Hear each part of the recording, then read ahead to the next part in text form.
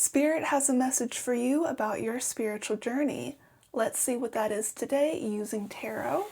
My name is Emery, and we are going to go ahead and dive in and see what sort of important message Spirit has for you today about your spiritual journey, about your awakening, your guides, whatever it is that is going to come through today.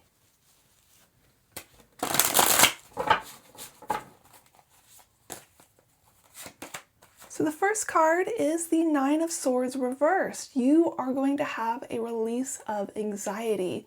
So you are going to have a lot of positive thoughts. The next card is the Chariot reversed. You are going to stop and contemplate. And then the third card is the Knight of Cups. This is about romanticizing your life, really using your intuition and receiving intuitive messages.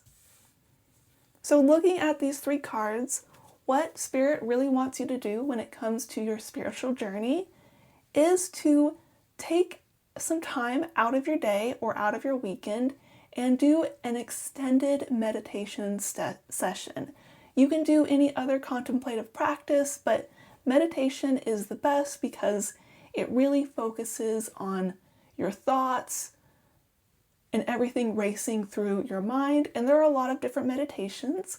If there is a particular meditation you have in mind, you can do that. You can do a guided meditation. And if you really don't like meditation, journaling or a ritual practice is also good, but let's use meditation in this reading as an example.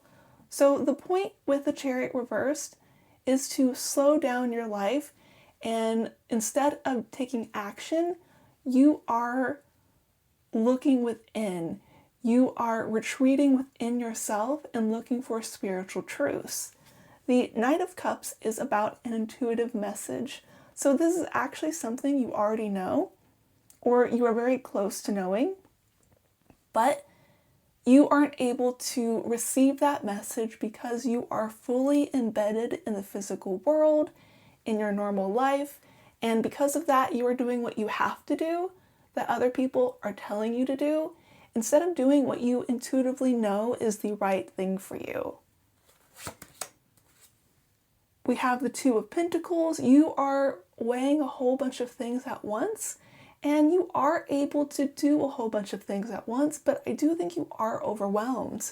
You almost have too much to do.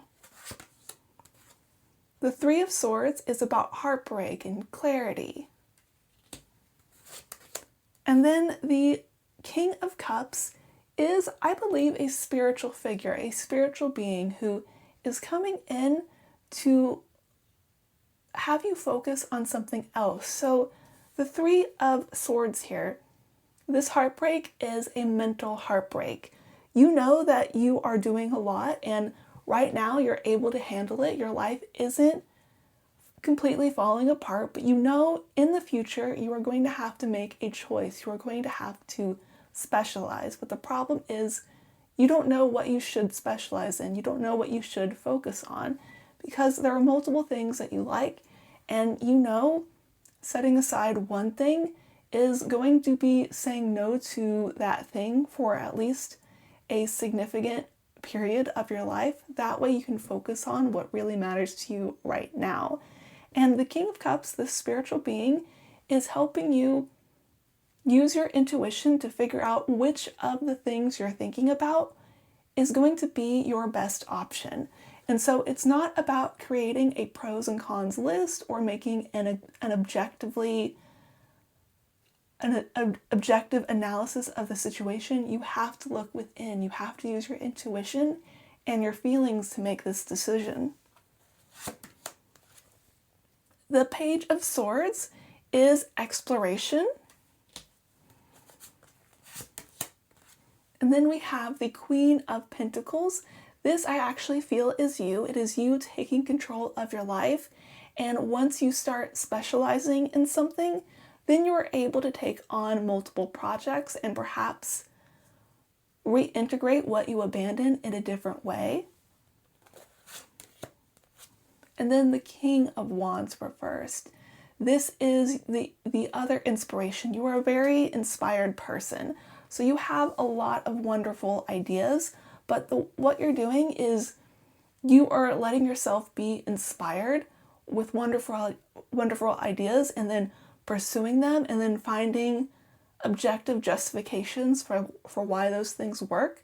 But even though you have a lot of ideas, you are suffering from too many ideas syndrome.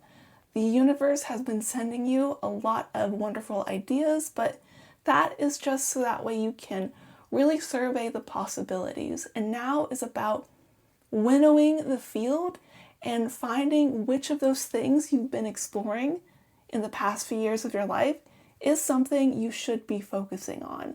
So I believe I was hearing of this study that they did on athletes, and the best world-class athletes, they did pursue their sport before the age of 10, but they also did other sports as well. They didn't just focus on one sport, and they didn't just do a whole bunch of sports throughout their life, but there was a period where they were exploring, they were learning things in other domains, and then when they decided to specialize in what mattered most to them, they were able to integrate some of those skills into their sport to be an even better athlete.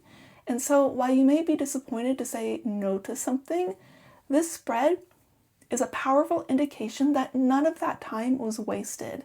And what your meditation is supposed to do, what your spiritual journey is supposed to teach you about this decision, is that every step you've taken when it comes to the projects you're pursuing wasn't wasted, and you are going to reintegrate those things. So in your meditation, I want you to list off in your mind the different things, the different projects you're pursuing.